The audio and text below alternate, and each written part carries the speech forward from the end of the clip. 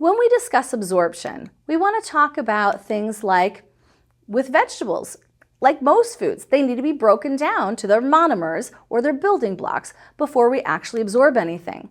So foods such as corn, where they have that protective outer coating, they're less bioavailable due to their structure. And you may have even noticed that corn can pass clearly through the digestive system, out into your feces, and you can actually see it. So if you haven't done that before, fun experiment. Go buy a can of corn, consume it, and report back in a week if you want to. Actually, please don't report back in a week.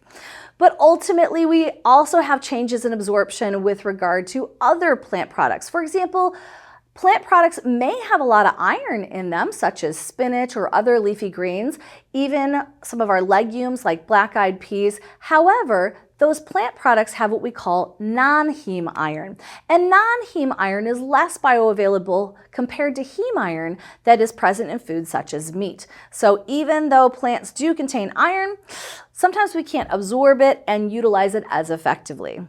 So how do we increase bioavailability of certain things that we want to get into our system from our plant products? Well, what we can do is we can actually mince or chop the food. If you increase that surface area, it can actually increase folate absorption.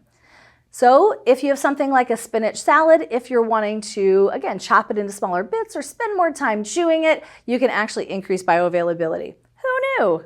Also, if you are a vegetarian and you want to increase non-heme iron absorption in your foods, such as nuts, beans, veggies, what you can do is you can actually consume them with additional vitamin C. So if you have a salad, you can squeeze some lemon juice on top of that salad and it will actually increase the absorption of that non-heme iron.